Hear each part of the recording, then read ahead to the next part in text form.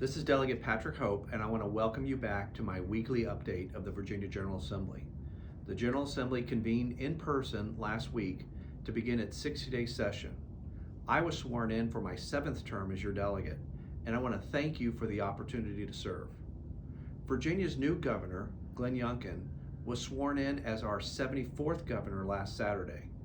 Due to the time devoted to saying goodbye and a very well-deserved thank you to Governor Ralph Northam and First Lady Pam Northam for their tremendous service, electing a new House Speaker, welcoming a new governor, and organizing our committees and subcommittees, very little legislative work has been accomplished in the House. But starting next week, I fully expect the pace will begin to pick up in earnest. In the meantime, our new governor certainly hit the ground running, and not in a good way, by issuing a series of controversial executive orders targeted at students and teachers in the public school system. His very first executive order banned the so-called teaching of critical race theory, an academic framework that examines how policies and laws perpetuate systemic racism in the country. Educators in Virginia and nationwide all agree the theory is not taught in our public schools, but that hasn't stopped conservatives to politically weaponize this term as a catch-all symbolizing schools' equity and diversity work. To be very clear, this curriculum is not being taught in our public schools, so you might call the governor's executive order at worst a way to culturally divide our Commonwealth, and at best, a solution in search of a problem. His second executive order is even more controversial than the first. This one is targeted at the health and safety of our students related to the wearing of masks in schools.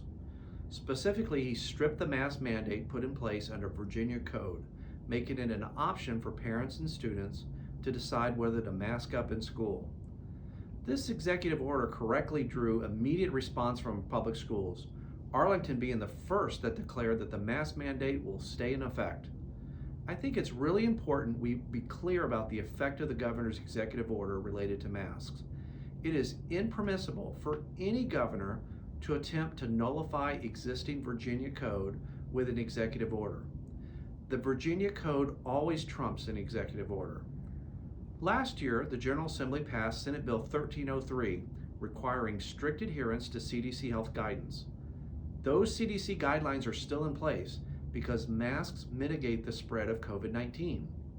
Despite the governor's order, all school districts have the legal authority and the statutory obligation under the law to adhere to the maximum extent practicable to CDC recommendations about masking in schools. Governor Youngkin may not unilaterally rewrite an exception to the law, no matter how much he may disagree with that law. If the governor or any legislator wants to change the law, they may do so by introducing a bill seeking to amend the law.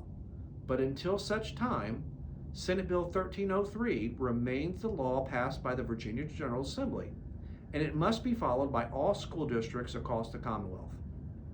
A group of 13 Chesapeake parents is suing Governor Northam in the Virginia Supreme Court for him overstepping this legal authority and overturning the mask mandate. These parents, all of whom have children in Chesapeake's public schools, are asking the Virginia Supreme Court to issue an emergency order blocking the new administration from enforcing the executive order. They will almost certainly be successful on the merits, and I, along with Arlington parents and parents across the Commonwealth, support their efforts. Well, that's all the updates I have for the House of Delegates for this week. Please join me here next week when I talk a little bit about my bills and major legislative highlights from the House. In the meantime, please feel free to come by my office in Richmond. I'd love to see you. If you have a question or a comment, you can also call my office at area code 804-698-1047 or email me at delphope, that's DELPHOPE, at house.virginia.gov. Until next week, thank you for listening, and please continue to be safe.